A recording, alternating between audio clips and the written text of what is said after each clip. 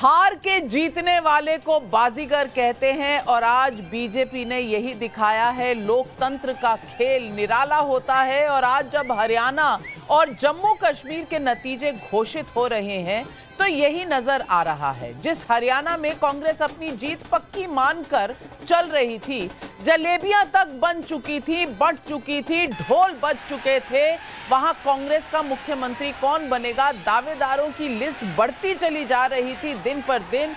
वहां बीजेपी की हैट्रिक अब लगभग तय हो गई है। हरियाणा में बीजेपी का परफॉर्मेंस अब तक के रुझानों और नतीजों में 2019 से भी बेहतर दिख रहा है, जबकि अभी 4 महीनों पहले हरियाणा में बीजेपी की ताकत घटकर आधी रह गई। उधर जम्मू कश्मीर में कांग्रेस और नेशनल कॉन्फ्रेंस आर्टिकल 370 के खात्मे के बाद होने वाले पहले विधानसभा चुनाव में जीत की ओर बढ़ती चले जा रही है। जम्मू क्षेत्र में बीजेपी का प्रदर्शन पहले जैसा है, लेकिन कश्मीर घाटी में निर्दलीय और पीडीपी मिलकर कांग्रेस और नेशनल कॉन्फ्रेंस का रास्ता नहीं रोक पाए। जबकि कश्मीर घाटी की 47 सीटों में सिर्फ 19 सीटों पर बीजेपी ने अपने उम्मीदवार उतारकर निर्दलियों के लिए मैदान खुला छोड़ दिया था, लेकिन यह रणनीति कहीं ना कहीं फेल हो गई, बिल्कुल उनके काम नहीं आई। जम्मू कश्मीर का फैसला बहुत चौंकाने वाला नहीं है, लेकिन हरियाणा को लेकर कांग्रेस को सांप सूंघने की नौबत तक आ गई है। कांग्रेस के नतीजों को इलेक्शन कमीशन के वेबसाइट पर धीरे धीरे अपडेट कर रहे माइंड गेम खेलने का आरोप भी लग चुका है। मतलब हरियाणा का रुख देखकर कांग्रेस एक बार फिर से election commission, mind game, EVM और डीएम पर उंगली उठाने लगी। मैं आज इस इलेक्शन चर्चा को आगे बढ़ाऊं उससे पहले देखिए कि अब से कुछ देर पहले कांग्रेस महासचिव जयराम रमेश ने क्या कहा। उम्मीद करते हैं कि ईसीआई हमारे सवालों का जवाब दें, क्योंकि 10, 12, 11 राउंड के नतीजे आ चुके हैं, पर जो अपडेट किया गया ईसीआई के वेबसाइट पर, चैनलों पर सिर्फ 4 या 5 राउंड के नतीजे आ रहे हैं। तो ये प्रशासन पर एक दबाव रखने का एक तरीका है। ये लोकसभा चुनाव में भी हुआ था। आपने जयराम रमेश की बात सुनी, लेकिन आइए समझने की कोशिश करते हैं कि हरियाणा में बीजेपी के पक्ष में कौन से फैक्टर जाते दिख रहे हैं। भूपेंद्र सिंह हुड्डा वर्सेस कुमारी शैलजा, ये बीजेपी के पक्ष में चला गया अंदरूनी लड़ाई। कांग्रेस का अति आत्मविश्वास, ये भी शायद कांग्रेस को धोखा दे गया। कांग्रेस के जाट प्लस समीकरण के सामने बीजेपी की 36 बिरादरी रणनीति कारगर हो गई। नरेंद्र मोदी का कॉन्फिडेंस, जिसे राहुल गांधी टूटा बता रहे थे, वो शायद वापस लौटता दिख रहा है। आरएसएस के काडर ने वापस से मोर्चा संभाल लिया, ये भी लोग कह रहे हैं। लेकिन क्या कांग्रेस पार्टी ने बिल्कुल हार को जीत के दांतों से निकाल लिया है? ये सवाल आज सब पूछ रहे हैं और आज यही सवाल है हमारे डिबेट का। और इस डिबेट पर सवालों के जवाब देने के लिए हमारे साथ जुड़ रहे हैं बीजेपी के राष्ट्रीय प्रवक्ता शहजाद पूनावाला, संजय झा, कांग्रेस पार्टी के लीडर रह चुके हैं अनमोल परमर, जो प्रवक्ता हैं आम आदमी पार्टी के, कुछ ही समय में बल्कि हमारे साथ जुड़ रहे हैं सबा नकवी, वरिष्ठ पत्रकार मेरे साथ है, सुशील पंडित, राजनीतिक विश्लेषक। जम्मू कश्मीर के बारे में क्या कहें, कश्मीरी पंडितों के बारे में और उनके दर्द के बारे में, और कश्मीर में क्या हुआ उसके बारे में सब जानते हैं। और करण वर्मा, राजनीतिक विश्लेषक, भी हमारे साथ जुड़ रहे हैं। पहला सवाल शहजाद पूनावाला जी, मैं आपको पूछना चाहती हूं। सवाल ये कि ये बाजीगर कौन साबित हुआ बीजेपी के लिए? क्या ये नायाब सिंह सैनी है, मनोहर लाल खट्टर हैं, जगत प्रकाश नड्डा हैं, या फिर आरएसएस हैं, या वही नरेंद्र मोदी जिन्हें राहुल गांधी कह रहे थे कि आजकल झुके हुए नजर आते हैं, हमने उनको और उनकी साइकोलॉजिकली उन्हें तोड़ दिया है? क्या बाजीगर वही नरेंद्र मोदी है? हमारे लिए तो बाजीगर हमेशा देश की और इस केस में हरियाणा की और जम्मू कश्मीर की जनता है। और क्योंकि हरियाणा की जनता ने आज बता दिया कि चाहे वो पहलवान, किसान, नौजवान या जवान का सम्मान वो केवल मोदी जी ही कर सकते हैं, और राहुल गांधी के नफरत की दुकान को बंद करने का काम भी किया है।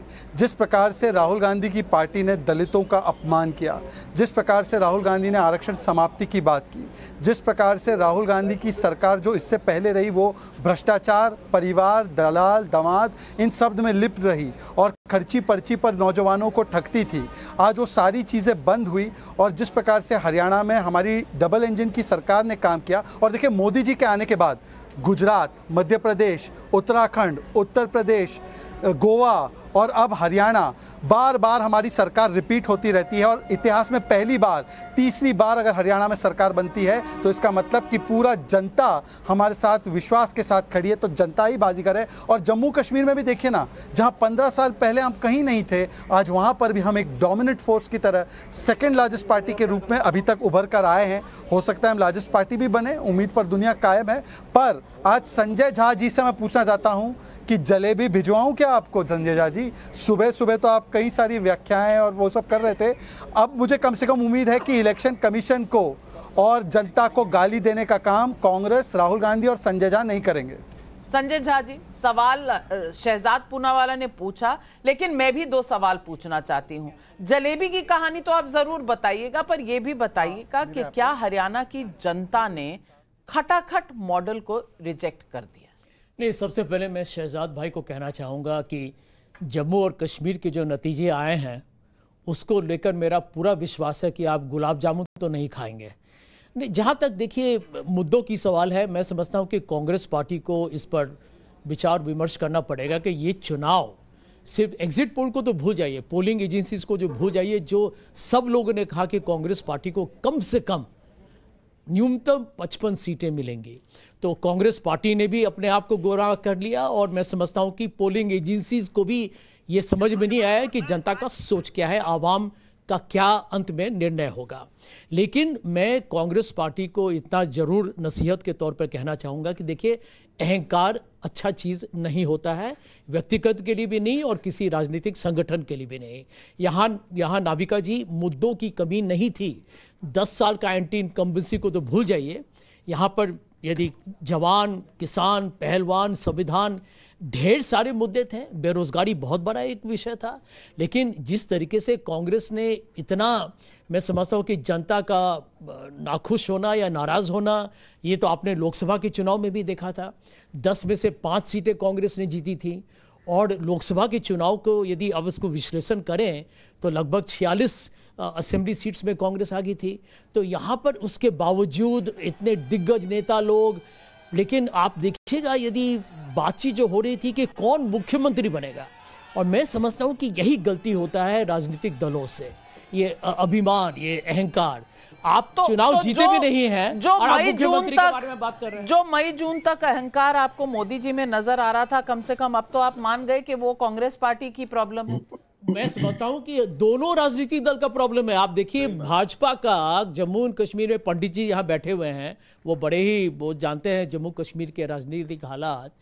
वहाँ पर भी भारतीय जनता पार्टी का ये नज़रिया कि हम चुनाव हम जीत ही जाएंगे, वो गलत साबित हुआ है। और कांग्रेस पार्टी का तो मैं बता रहा हूँ आपको, छत्तीसगढ़ और मध्य प्रदेश के बावजूद यदि कांग्रेस पार्टी ने नहीं सीखा है कि चुनाव के, जब तक एग्जिट पोल को भूलिए, जब तक चुनावी दिन, जैसे आज आप हर सीट को नहीं जीते हैं, तब तक आप इस पर बात भी न करें कि मुख्यमंत्री कौन बनेगा। तो ये सबक है, और मेरा पूरा विश्वास है कि कांग्रेस। शहजाद पूनावाला, अहंकार कारण था बीजेपी के लिए 2024 के लोकसभा चुनाव में, और क्या वही अब कांग्रेस के लिए कारण बन गया इस परफॉर्मेंस के लिए? नाविका जी, अहंकार किसको कहते हैं कि तीसरी बार चुनाव हारने पर भी अपने आप को जीता हुआ समझना। ये कांग्रेस जो 2024 में जून में जो नतीजे आए वो उसकी 3rd वर्स्ट परफॉर्मेंस थी, भाजपा की 3rd बेस्ट परफॉर्मेंस थी, तब भी अपने आप को जीता हुआ समझना। और अब तो एलओपी के रूप में ये राहुल गांधी की पहली चुनौती थी ना, और पहली चुनौती में 180 सीट्स गए विधानसभा के चुनाव में, उसमें कांग्रेस की 65 या 65 सीटें थी, अब घटकर कितनी हो गई है? मात्र 8 सीटें 32-35 सीट में जम्मू कश्मीर में। इसका उत्साह है आपको? कि आप 10 साल के बाद भी हरियाणा में सत्ता में नहीं आ पा रहे हो, उसका उत्साह है आपको। और भाजपा की जहां 60 सीटें थी वो बढ़कर 75 सीटें हुई है। और मुझे 2-3 उदास चेहरे नजर आ रहे हैं पैनल पर। मैं तो खोज रहा हूं किसकी तरफ इशारा है? मिला है नहीं, किसकी तरफ इशारा कर रहे हैं आप शहजाद जी? नोटा से जो कंपटीशन करते हैं और जो नोटा के साथ ही कंपटीशन में लगे रहते हैं, वो नोटा वाली पार्टी को भी मैं देख रहा हूं कि वो भी नाराज से दिख रहे हैं, क्योंकि दिल्ली में भी मॉडल रिजेक्ट हुआ, हरियाणा में मॉडल रिजेक्ट हुआ, पंजाब में मॉडल रिजेक्ट हुआ। चले थे आम आदमी पार्टी वाले हरियाणा जीतने 0 लेकर लौटे हैं, शायद इसी बात पर टिप्पणी कर रहे हैं शहजाद पूनावाला। शहजाद भाई को झांक के देखना चाहिए कि इनके प्रधानमंत्री जो सुबह शाम चिल्लाते थे ना 56 इंच का सीना है और पता नहीं क्या क्या है, वो दिल्ली में जो है 0 पे लाके खड़ा कर दिया हमने उन्हें लगातार 3 बार। जब अपनी चरम पे होने के बावजूद वो अरविंद केजरीवाल जी की ना नीतियों का मुकाबला कर पाए, ना उनसे किसी भी तरह से मुकाबला कर पाए, तो ये तो पूरे देश ने देखा। पंजाब में हमने इनका क्या हाल कर दिया वो भी पूरे देश ने देखा। इनके गढ़ में जाके 14% वोट लाए हम गुजरात में, वो भी पूरे देश ने देखा। और जो 400 का ढोल बजा रहे थे सुबह दोपहर शाम, जी 400 पार होंगे हमारी लोकसभा में, 400 पार, वो 240 पे लाके खड़ा कर दिया इन्हें देश की जनता ने। ये मुंह दिखाने लायक नहीं रहे, बहुमत हासिल नहीं कर पाए अपने दम पे, और ये कहते हैं जी हम जो है भाई साहब लोकसभा चुनाव खत्म हो गए हैं, आज पर आ जाते हैं। आज जो चुनाव हुए उसमें क्या हुआ ये गिरिराज सिंह जी बता रहे हैं, मुझसे बेहतर आपसे बेहतर। देखिए हमारी पार्टी जो है, हमारी पार्टी सीमित संसाधनों वाली पार्टी है। हमारे नेताओं आ चुका है एक अकेला सब पर भारी, नरेंद्र मोदी जी। आज मोदी जी का सबका साथ सबका विकास, समृद्ध समाज को विकास की ऊंचाई पर ले जाना एक पथ प्रदर्शक का काम किया है, और टुकड़े टुकड़े गैंग को आईना भी दिखा दिया है। मैं आज माननीय नरेंद्र मोदी जी को, माननीय अमित शाह जी को, नड्डा जी को और जम्मू के एलजी मनोज सिन्हा जी को कोटिशः धन्यवाद देता हूं, और जम्मू कश्मीर की जनता, हरियाणा की जनता को सत नमन। सबा नकवी जी, आज मैं आपसे पूछना चाहूंगी, कारण हरियाणा में बीजेपी के इस टर्न अराउंड का क्या रहा? तीसरी बार जीतना, ये 60 साल में पहली बार ऐसा हुआ है कि हरियाणा में कोई सरकार तीसरी बार जीत रही है। और पहले ही लोग कह रहे थे कि 2 बार भी बीजेपी का सरकार बनाना बहुत मुश्किल था, लेकिन ये तीसरी बार ज्यादा नंबर से लौट कर आना, ये क्या खटाखट मॉडल का रिजेक्शन है? ये क्या ये जो कास्ट सेंसस का रिजेक्शन है? राहुल गांधी बिल्कुल अब देश के सबसे लोकप्रिय नेता हो गए हैं, क्या इस बात का रिजेक्शन?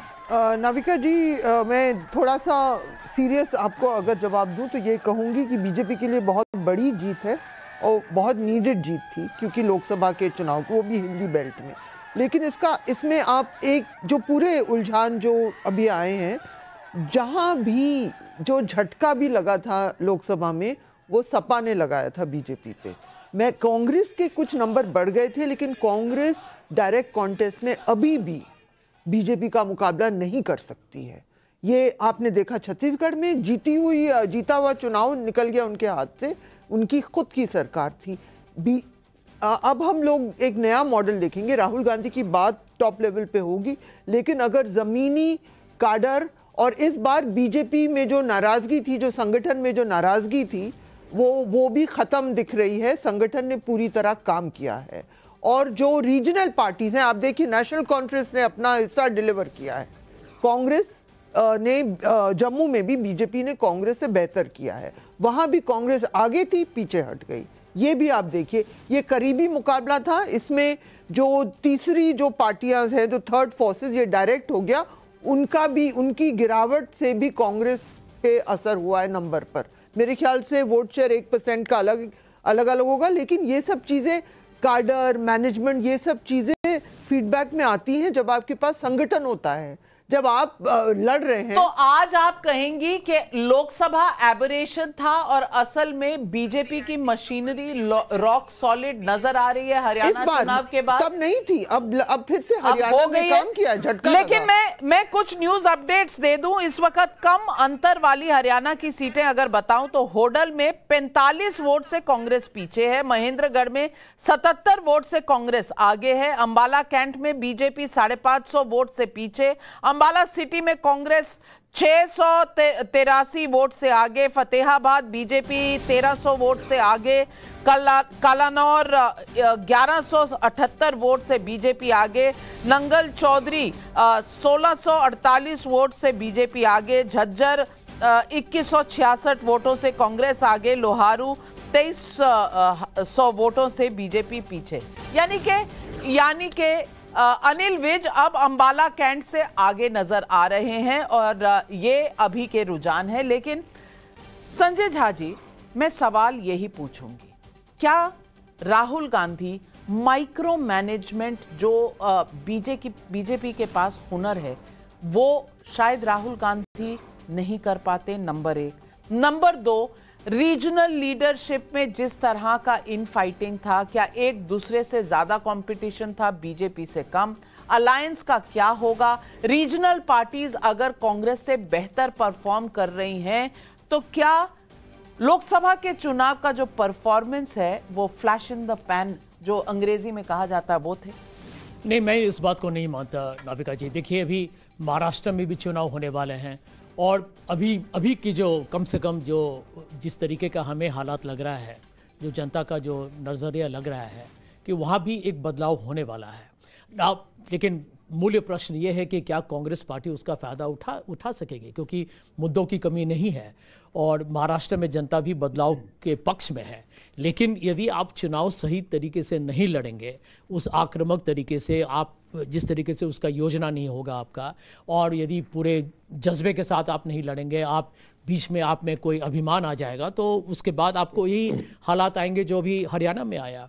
मैं समझता हूँ कि झारखंड में, दिल्ली में ये सब बहुत महत्वपूर्ण और बहुत अहम चुनाव के नतीजे होंगे।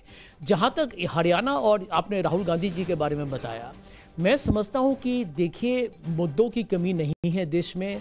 भारतीय जनता पार्टी केंद्रीय में और राज्यों में उतनी वो चुनाव जीत रहे हैं, क्योंकि उनको ये बात मैं उनको पूरी तरीके से उनका प्रशंसा करूंगा कि हर चुनाव को वो बड़े जज्बे के साथ लड़ते हैं।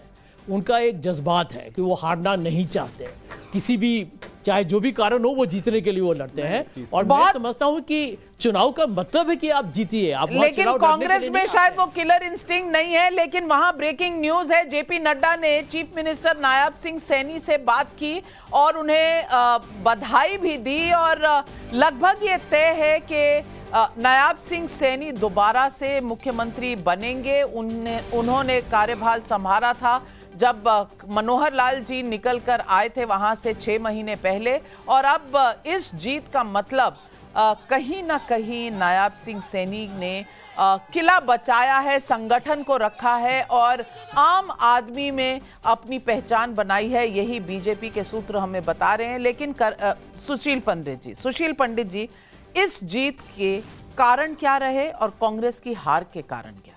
ये बड़ा अहम सवाल है नाविका जी। मैं एक बात साफ साफ कहना चाहूँगा, देश में मुद्दों की कमी नहीं है। बेरोजगारी चाहे मुद्दा हो, महंगाई मुद्दा हो, कहीं कहीं पर सरकार की तरफ से संवेदनशीलता का अभाव हो, लेकिन एक मुख्य बात कांग्रेस जो दीवार पर लिखी इबारत है वो पढ़ने में असमर्थ है। यह देश बदल गया है। अब आप देश को बुरा भला कह करके चुनाव जीत पाएं, हिंदुओं को, सनातन को गाली देकर चुनाव जीत पाएं, मुद्दों में राष्ट्र हित को दरकिनार करके वोट बैंक की पॉलिटिक्स करके चुनाव जीत पाएं, यह संभव नहीं है। बेरोजगारी से त्रस्त युवा भी, महंगाई से त्रस्त युवा भी जब देश को गाली पड़ते देखता है तो वो ध्यान लगाता है कि कहां उसे वोट देना है। बाकी मुद्दे गौण हो जाते हैं। वक्फ बोर्ड के इशू के ऊपर क्या रहा कांग्रेस का नजरिया?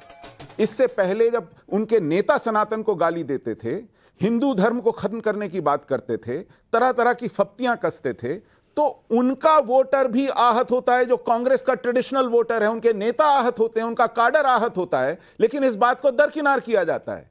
इस बात पर संवेदन शून्यता दिखाई जाती है और भारतीय जनता पार्टी अपनी कमियों के बावजूद, अपनी कमजोरियों के बावजूद जीतती नजर आती है। ये जम्मू में देखने को मिला हमें। आप नेशनल कॉन्फ्रेंस के साथ जाकर खड़े हो गए चुनावी गठबंधन में, आप उनके सारे एजेंडा पर आंख मीचते रहे, 370 पर आंख मीचते रहे। उन्होंने कहा कि हम तख्ते सुलेमान कर देंगे शंकराचार्य पहाड़ी को, इस पर आंख मीचते रहे, मूसीते रहे। तो जम्मू का वोटर बीजेपी से खफा होने के बावजूद उसके पास क्या विकल्प बचता है?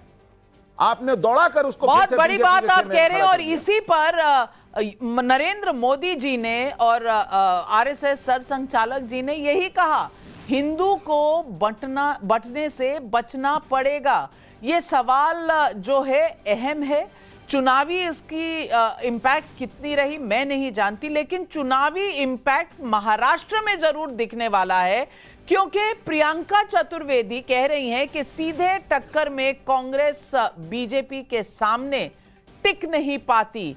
बड़ा ये उनके अलायंस पार्टनर है उद्धव सेना की नेता राज्यसभा सांसद प्रियंका चतुर्वेदी क्या कह रही हैं, आइए सुनते हैं। अभी देखिए, चुनावी नतीजे अभी पूरे आए नहीं हैं, पर जिस तरीके से जा रहा है उससे स्पष्ट हो रहा है कि इतनी एंटी इनकम्बेंसी के बावजूद भी भारतीय जनता पार्टी अगर सरकार बना रही है तो मैं सबसे पहले भारतीय जनता पार्टी को बधाई देना चाहूँगी कि उन्होंने ये कैंपेन अच्छे से लड़ा, जनता का विश्वास जीता हरियाणा में। डिस्पाइट एंगर वोट भी उन्हीं को गए, यानी विश्वास बनाए रखा कि बीजेपी में विश्वास बनाए रखा है। और कहीं ना कहीं कांग्रेस पार्टी को भी अपनी रणनीति देखनी पड़ेगी कि जैसे डायरेक्ट फाइट होती है बीजेपी के साथ, कांग्रेस कहीं ना कहीं कमज़ोर पड़ जाती है। तो क्यों है रीवर्क द एंटायर अलायंस, ऐसा कोई मैं मानती हूँ कि अभी नतीजे जब आएंगे तो फाइनली पता चलेगा। शहजाद पूनावाला जी, प्रियंका चतुर्वेदी जी का ये बयान अब महाराष्ट्र के चुनाव पर क्या असर डालेगा? और मैं पहले तो आपसे पूछना चाहती हूं, पहल तो कर दी उद्धव सेना ने, अब क्या भरत मिलाप होने की संभावना है? पहले तो नाविका जी, आपकी टेक्निकल टीम से मैं कह दूं, आपकी आवाज़ मुझे बहुत कट कट के आ रही है, तो मुझे आपकी बातें ज़्यादा समझ में नहीं आ रही है। परंतु प्रियंका चतुर्वेदी का जो बयान है वो हरियाणा से कम और महाराष्ट्र से ज़्यादा ताल्लुक़ रखता है। और जो महाविकास अघाड़ी अपने आप को कहते हैं, वैसे वो महाविभाजन अघाड़ी है। और अभी वहाँ पर जिस प्रकार की स्थितियाँ बनी हुई है, तो उद्धव ठाकरे जी तो और पोस्चरिंग करेंगे कि मुझे और जगह मिले, मुझे मुख्यमंत्री का चेहरा घोषित करो, वरना कांग्रेस पार्टी और हमारे से हो नहीं पाएगा महाराष्ट्र में। वो वैसे भी महाराष्ट्र का चुनाव हारने वाले। परंतु मैं एक दूसरी बात करना चाहता हूँ, नाविका जी थोड़ा सा इस पर चिंतन करवाइए, क्योंकि आपका शो करोड़ों लोग देख रहे हैं। जो नैरेटिव्स खड़े किए गए थे हरियाणा में कि रूरल डिस्ट्रेस है, महंगाई है, किसानों की समस्या है, जवान नाखुश है अग्निवीर से, पहलवान नाखुश है, इन सारे नैरेटिव्स पर एक रिसाउंडिंग जवाब दिया है हरियाणा की जनता ने। मैं ये नहीं कहूँगा, संगठन हमारा मजबूत है, पर केवल संगठन नहीं, जनता ने हमें समर्थन इन मुद्दों पर दिया है, कांग्रेस के नैरेटिव को झूठा बताते हुए। तो इसका मतलब अब कांग्रेस ये किसान के नाम पर और जो जवान के नाम पर दुष्प्रचार करती है और जो बांटने की राजनीति है, एससी वर्सेस अदर्स, ये वर्सेस वो, इसके ऊपर एक करारा तमाचा हरियाणा की जनता ने और जम्मू कश्मीर की जनता ने दिया है। इस पर अब ये जो झूठ की और नफरत की दुकान कांग्रेस पार्टी कब बंद करेगी, इस पर जवाब मिलना चाहिए। बिल्कुल सही कहा आपने, मुद्दों पर भी ये लड़ाई हुई थी। मुद्दों पर भी अगर कांग्रेस हारी है तो सिर्फ इसे प्रदर्शन संगठन का नहीं कह सकते, मुद्दे भी कहीं ना कहीं आपके झूठे थे। संजय झा। नहीं, नाविका जी, मैं शहजाद भाई से एक प्रश्न पूछना चाहूँगा। शहजाद भाई, जब आप ही के एक बहुत ही लोकप्रिय नेता हैं कंगना रनावत, जब उन्होंने ढेर सारे बयानबाजी उन्होंने किसानों पर किया, तो आप लोग काहे उन पर इतना नाराज हो गए? काहे कहें कि नहीं ये तो उनका निजी सोच है, ये उनका ये पार्टी का नजरिया नहीं है? क्यों आपने उनको बोला कि आप नहीं बोल सकते हैं? काहे आप लोग काहे उनसे इत्तेफाक नहीं रखे भाई? जरा बताइएगा, करोड़ों लोग सुन रहे हैं, जरा बताइए, इसका जवाब दीजिए। शहजाद, मुझे जवाब देने दीजिए। हाँ, क्योंकि हमारी पार्टी में बयान देने के लिए सस्पेंड नहीं किया जाता। कंगना प्रवक्ता नहीं है, कंगना रनौत एक सांसद है, उनको सांसद का काम करना है। प्रवक्ता मुझे बनाया है, तो मैं प्रवक्ता का काम करूंगा, वो सांसद का काम करेंगी। जब उनसे कोई राय मांगी जाएगी वो अपने विषय पर राय देंगी। पर हम सस्पेंड फिर भी नहीं करते। संजय झा जी, आप तो बोले ही मत, आपके लिए तो आज डबल धमाका है। आप तो वो हिजबुल्लाह के पेजर की तरह है, अब कब किसी मोमेंट पे भी फट जाएंगे। तो मैं तो आपसे बहुत ही वो रखता हूँ, सद्भावना है मेरी आपके प्रति। आप कब फटेंगे मुझे पता नहीं। शहजाद भाई देखिए, बलून तो आप हैं, क्योंकि आप तो कांग्रेस में भी थे, यहाँ भी आ गए हैं, तो अब हो सकता है यदि आज कांग्रेस जीत जाती हरियाणा में तो आप कांग्रेस में फिर वापस आ जाते हैं। खैर, कभी और बात करेंगे उसके बारे में। लेकिन सवाल करण वर्मा, सवाल इस बात पर है कि हरियाणा के चुनावी नतीजे जरूर आ रहे हैं, लेकिन क्या इसका इंपैक्ट महाराष्ट्र और झारखंड पर पड़ेगा? और खास करके महाराष्ट्र, जहां प्रियंका चतुर्वेदी की बात सुनकर आपको पहले से ही ये अंदेशा नहीं हो रहा कि कहीं ना कहीं कांग्रेस पर सवालिया निशान है, कि कांग्रेस जो हमेशा कहती है हम तय करेंगे, बड़े पार्टी हैं, अब रीजनल पार्टियां उनसे सवाल पूछेंगी और कांग्रेस बैकफुट पर जाना पड़ेगा उसे। नाविका जी, ये जनता के द्वारा, हरियाणा की जनता के द्वारा एक बहुत बड़ा धोबी पछाड़ है कांग्रेस को और राहुल गांधी को, जो बांटने चले थे, जो कहते थे कि बीजेपी की अलायंस गिर जाएगी, नरेंद्र मोदी प्रधानमंत्री नहीं रहेंगे। आज उनकी यह हालत हो गई है कि उनके जो सबसे बड़े अलायंस पार्टनर्स में से एक है, आज उन्होंने अभी तक, जिसे कहते हैं ना, इंक भी ड्राई नहीं हुई थी और उन्होंने उन पे प्रश्न उठाने शुरू तक कर दिए। नाविका जी, ये एक जीत है जनता के विवेक की भी। 1 करोड़ आयुष्मान कार्ड सिर्फ हरियाणा के अंदर, 1300 किलोमीटर जो नेशनल हाईवे होते थे वो आज 3300 किलोमीटर हो गए बढ़कर के, 8 मेडिकल कॉलेज से बढ़कर 15 मेडिकल कॉलेज। जनता ये देख रही थी, एक भी एजेंडा कांग्रेस पार्टी ने विकास का रखा ही नहीं, और ये जनता को शत शत नमन जाता है जिन्होंने कहा कि हम बटेंगे नहीं इस बार। आप जात पे बांटने की बात करेंगे, हम बात करेंगे out of pocket medical expenses हमारे कम कैसे किए भाजपा। बड़ी खबर आ रही है इस वक्त, आम आदमी पार्टी ने 13 राउंड में लगभग 1 सीट पर बढ़त हासिल की है। डोडा सीट को लेकर आम आदमी पार्टी का दावा है कि वो उनका उम्मीदवार वहां जीत रहा है। ये 13 डोडा मतलब यानी जम्मू कश्मीर से जम्मू में है। डोडा सीट पर आम आदमी पार्टी का बड़ा दावा है कि डोडा में उनका उम्मीदवार जीत रहा है। और अनमोल पवार जी, अगर जम्मू कश्मीर में 1 सीट आम आदमी पार्टी की आती नजर आ रही है तो ये तो बहुत बड़ी लॉटरी निकली। पहले तो शहजाद भाई का जवाब मैं दे नहीं पाया था। देखिए, इनकी पार्टी के जितने नेता हैं वो इतने कायर हैं कि उन्होंने हमारे नेताओं को झूठे मुकदमे में जेल में बंद रखा। अगर इनमें हिम्मत होती तो लेवल प्लेइंग फील्ड देते, हमारे नेताओं को झूठे मुकदमे में बंद ना करते। जिस तरह से इन्होंने हरियाणा की बात कर रहे हैं, ये दिल्ली में मुंह की खाई इन्होंने 3 बार, पंजाब में मुंह की खाई, और इसी वजह से इन्हें पता था कि अगर अरविंद केजरीवाल जी बाहर होते, अगर हमारी पार्टी के शीर्ष नेतृत्व बाहर होता, तो इन्हें जो है शून्य के पास लाके खड़े कर देते हम हरियाणा में भी। और जिस तरह से ये चुनाव जीत रहे हैं, जिस तरह से ईडी और सीबीआई का दुरुपयोग करके ये राजनीतिक द्वेष के चलते पार्टी को खत्म करने का प्रयास कर रहे हैं, ये उसमें सफल नहीं हो पाएंगे। और उसी का प्रमाण है कि डोडा में आज हमारा जो कैंडिडेट है महराज मलिक, वो 4500 वोट से जीत चुका है। वो आगे नहीं है, वो जीत चुके हैं। और सीमित संसाधन होने के बावजूद, कम समय होने के बावजूद, हरियाणा की जनता ने जो हमें प्यार और आशीर्वाद दिया है, जिन्होंने काम की राजनीति का समर्थन किया है, हम उनके बीच में रहेंगे और उनके हित के मुद्दे उठाते रहेंगे। और रही बात किसानों की, तो पूरे देश ने देखा है कि किस तरह से किसानों ने किस तरह से, और आपने हरियाणा में यही तो दिखाया था। फिर हरियाणा में सीट नहीं आई, जम्मू में सीट आई है, इसका कारण क्या रहा? शहजाद पूनावाला, आम आदमी पार्टी कह रही है कि आपने जबरदस्ती उनके नेताओं को जेल के अंदर रखा।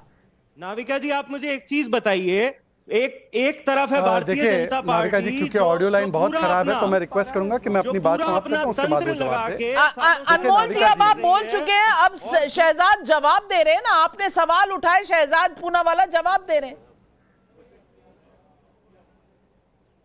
नाविका जी, वैसे तो जेल में रखने का काम और बेल पे छोड़ने का काम, ये सब तो कोर्ट का काम है, तो कोर्ट पर आरोप लगाना है तो वो लगा सकते हैं। परंतु जहां पर उनके पास अधिक समय था, दिल्ली के लिए कैंपेनिंग करने गए केजरीवाल, वहां पर 7 में से 7 सीट्स हरा गए। हरियाणा में कैंपेनिंग करने गए केजरीवाल, वहां पर नोटा से कम वोट पाए। और जहां नहीं पहुंच पाए, जम्मू कश्मीर, वहां पर गलती से 1 सीट आ रही है। जो उनके हिसाब से। चलिए तो शहजाद जी, मैं आपके पास आऊंगी। मेरे साथ जुड़ बड़ा... रही हैं कांग्रेस की बड़ी नेता कुमारी शैलजा जी। कुमारी शैलजा जी, आपका बहुत बहुत स्वागत है टाइम्स नाउ नवभारत पर। और इस वक्त बड़ा सवाल यह है कि हरियाणा में कांग्रेस के साथ हुआ क्या। 35 सीटों पर घड़ी आकर रुक गई है। बीजेपी तीसरी बार सरकार बनाने की तरफ बढ़ रही है। आप क्या कहेंगी, क्या कारण रहे कि कांग्रेस पार्टी बिल्कुल जीत के दांतों से हार को निकाल लाई? बिल्कुल बिल्कुल, मैं खुद बहुत हैरान हूँ और मैं तो बहुत उम्मीद लगाए अभी थोड़ी देर पहले तक कह रही थी कि नतीजों का इंतजार कीजिए। तो अभी भी कोशिश करती हूँ मैं कुछ कहने की, लेकिन निराश तो हूँ। जो अभी तक के नतीजे या ट्रेंड्स दिख रहे हैं, कई तो बहुत क्लोज हैं। होपफुली हम उनको खींच पाएं, उम्मीद करती हूँ मैं। कुमारी शैलजा जी, क्या ये लोगों का ये कहना है कि जाट वोट पर ओवर डिपेंडेंस और आपको जो चुनाव लड़ने नहीं दिया, ये दलित वोट को किनारे करना, क्या इसका खामियाजा कांग्रेस पार्टी भुगत रही है हरियाणा में?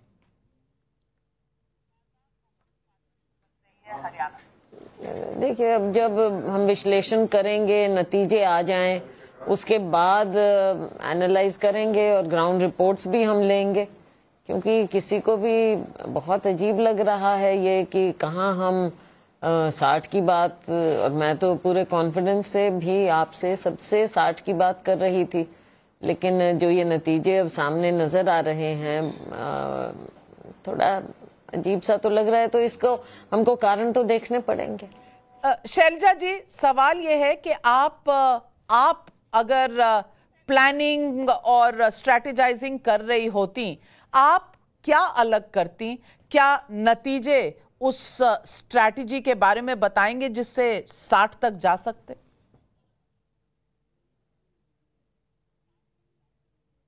नहीं, मैं ऐसा कुछ नहीं बता पाऊंगी नाविका जी, आई एम सो सॉरी। क्योंकि पार्टी में जब हम लड़ते हैं तो वो सबका कॉमन ग्राउंड हो जाता है। जो भी है, जो कहना होगा पार्टी के अंदर करेंगे बात, सारा लेकर, रिपोर्ट्स लेकर। पहले तो पार्टी के अंदर हम सभी मिल बैठकर इसको करेंगे और उसके बाद ही जो बाहर बात करनी होगी वो करेंगे। अभी मैं ऑफ द कफ कुछ कह नहीं पाऊंगी, कुछ कह नहीं सकती मैं। शैलजा जी, मैंने आपका political career as a young politician देखा है, यंग कांग्रेस लीडर देखा है। शायद 90 के दशक के एंड की तरफ से, जब से आप उभर रही थी। मैं आपसे पूछना चाहती हूँ इस चुनाव में, और बहुत सीधा पर्सनल सवाल है, इसमें कोई मेरा एंगल नहीं है, कोई एजेंडा नहीं। मैं पूछना चाहती हूँ कि आप हरियाणा के चुनाव में स्टेट लेवल पर लड़ना चाहती थी, ऐसा आपने पहले भी कहा था। तो आप सचमुच लड़ना चाहती थी? आपको रोका गया लड़ने से?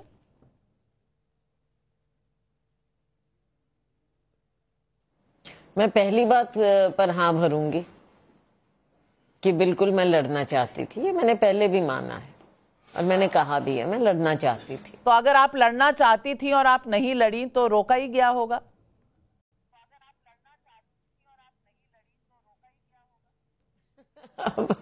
मैं क्या कह सकती हूँ?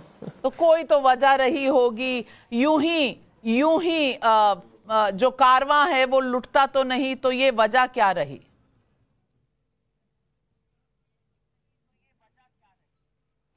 अब पार्टी का फैसला हुआ, कुछ लोगों ने जो फैसला किया, और ये बात मैंने पहले इंटरव्यू में मैं कह चुकी हूँ, कोई नई बात मैं नहीं कह रही कि बिल्कुल मेरी इच्छा थी लड़ने की, लेकिन पार्टी का फैसला हुआ। जिस स्तर पर हुआ, जैसे हुआ, कुछ मालूम नहीं है। शैलजा जी, आप महिला हैं और आप जैसी लीडर्स आगे उभरे, हम सब के लिए गर्व की बात है। तो महिला के उस पर मैं आपसे पूछना चाहती हूँ, एक महिला होते हुए आपको रोका गया, क्या ये सही है? कांग्रेस में क्या महिलाएं आगे नहीं बढ़ सकती?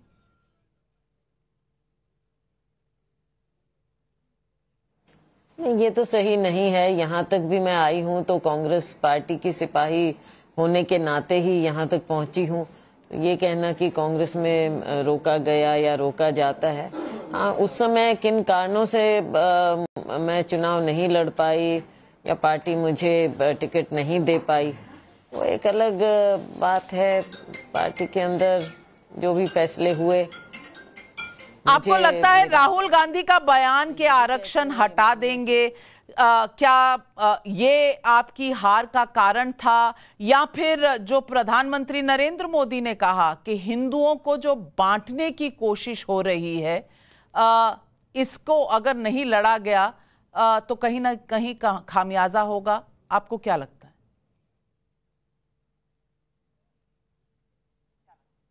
मुझे नहीं लगता कि ऐसी बातों का कोई ना आरक्षण जो कि एक गलत कहा गया राहुल जी के बारे में कि ये आरक्षण वो नहीं रखना चाह रहे या कुछ, एक गलत प्रोपेगेंडा था भाजपा का। और दूसरी बात भी जो आप माननीय प्रधानमंत्री जी की कह रहे हैं, तो प्रधानमंत्री जी और इनके शीर्ष नेता तो 2-3 दिन अपनी हार मानकर हरियाणा में आए भी नहीं, तो मुझे नहीं लगता उस लेवल की ये इतनी बात हो सकती है। लेकिन हमें हरियाणा के बारे में सोचना पड़ेगा कि हरियाणा में ऐसा क्या हुआ जिसके लिए ऐसा नतीजा आता दिख रहा है। क्या से क्या हो गया बेवफा तेरे प्यार में, ये आज शायद कांग्रेस पार्टी वोटरों के लिए गा रही होगी, लेकिन कुमारी शैलजा जी, आपकी हंसी दर्द भी जाहिर करती है और कहीं ना कहीं वो अंग्रेजी में कहते हैं ना, आई टोल्ड यू सो, हल्के में जो आपको लिया वो कहीं ना कहीं रिफ्लेक्ट कर रहा है, और अगर नहीं कर रहा तो करेगा कुछ ही समय में। लेकिन आप हमारे साथ जुड़ी और इतने अच्छे से आपने हमारे साथ बात की, उसके लिए आपका बहुत बहुत धन्यवाद। आगे क्या होगा, शायद नई स्ट्रैटेजी कांग्रेस पार्टी को बनानी पड़ेगी, लेकिन हरियाणा का जो चुनाव है बिल्कुल बीजेपी के लिए बाजीगर मोमेंट साबित हुआ है कि हार के जीतने वाले को बाजीगर कहा जाता है, और यही बीजेपी के लिए आज साबित हुआ है।